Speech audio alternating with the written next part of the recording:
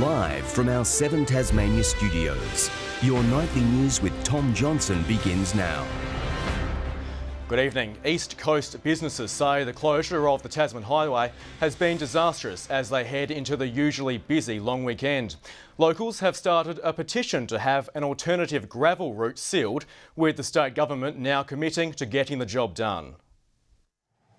The June long weekend would usually see tourists flock to the east coast, but the closure of the Tasman Highway has left campsites in Triabunna and Orford empty and local businesses feeling the pinch. Look, it's been pretty disastrous. I mean, in all credit, we've got beautiful locals that have been really coming out and supporting us, but at this time of the year, it's just not enough to get us over the line. The Spring Bay Hotel is struggling, with business down and government stimulus not expected to stretch far enough. They're saying mid-July for opening the highway. Well, school holidays are finished as well, so, not a lot to look forward to. Others counting themselves lucky with a boost this weekend. We have no vacancies, but it's only mainly because they are all Tasmanians. It's been hard, constant cancellations.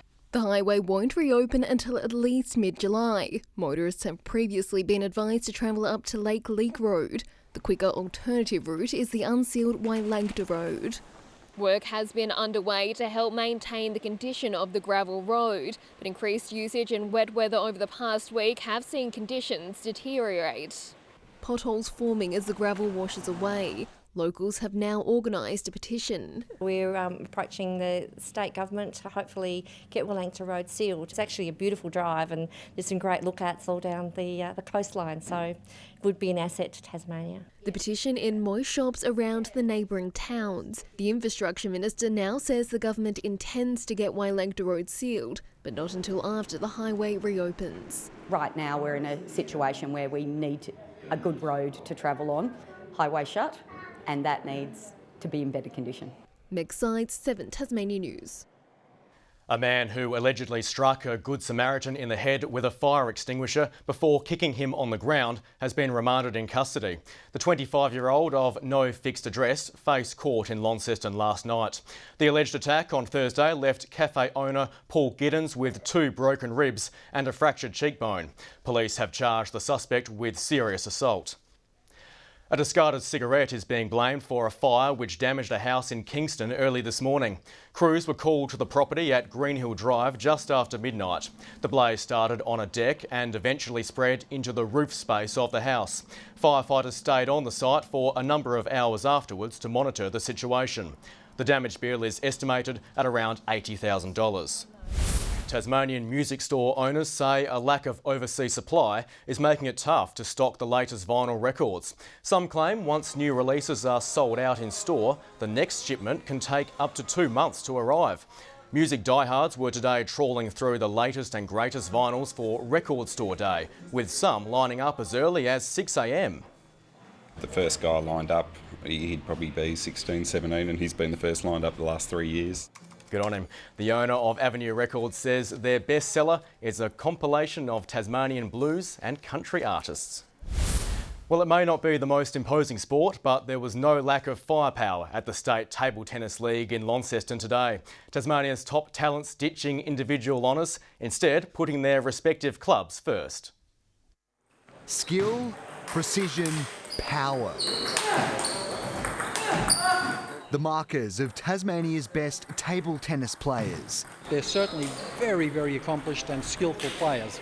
Today's Premier State League event, less about individual success and more about club pride. All the clubs compete against each other, so there's a lot of rivalry. The Northern Suburbs team in Glenorchy, the 2-time reigning champions, though a rise in overseas players has university primed to turn the tables this year. They come with their skills built in from youth. After a major surgery in 2020, teenager Michael Young has been pushed to his limits in the physically demanding domain. His focus this weekend, fine-tuning his skills against the best.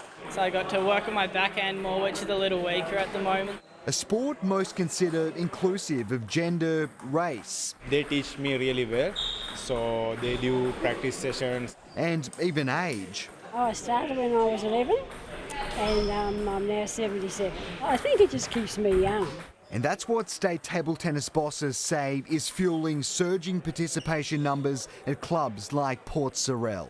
They've got something like 44 or 45 members just in this year. Garth Burley, 7 Tasmanian News. In the TSL, the Tigers have consolidated their spot in the top 4 with a vital 22-point win over Glenorchy last night. In today's matches, North Launceston defeated Lauderdale, while 8 goals from Dylan Riley helped Launceston romp to a win over the struggling Demons. Under the Friday night lights, Glenorchy needed to defeat the Tigers to ignite their finals chances. In greasy conditions, it was tight and tough early on, Kingborough scoring the only goal of the first quarter.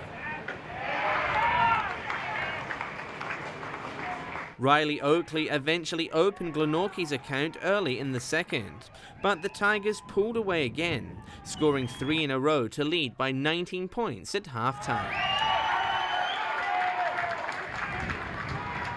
The Magpies fighting back, 4 goals to 3 in the third, reducing the deficit to 15. There'd be no late comeback, however, as Kingborough steadied. 2 goals to 1 in the final term, giving the Tigers a 22-point win, also moving them 3 games clear of Glenorchy. At Skybus Oval, it was a fiery start to the Battle of the Bombers. North Launceston off to a flyer, blitzing Lauderdale with a 5-0 first term. The home side, however, fought back in the second, 4 goals to 1, giving them hope heading into the second half. However, North stabilised, keeping the Southern Bombers to just 1 goal in the second half. North proving too strong for their Southern counterparts, running out 35-point winners. Up north, top hosted bottom at Windsor Park. Launceston in no mood for charity, keeping the Demons scoreless in the first term. North Hobart eventually got on the board, but the Blues were just too clinical for them as they raced away to a 74-point half-time lead. Dylan Riley kicked 10 the last time they met. By half-time today, he had 6. Dylan Riley kicks goal number 6, straight over the umpire. He'd eventually finish with 8 majors.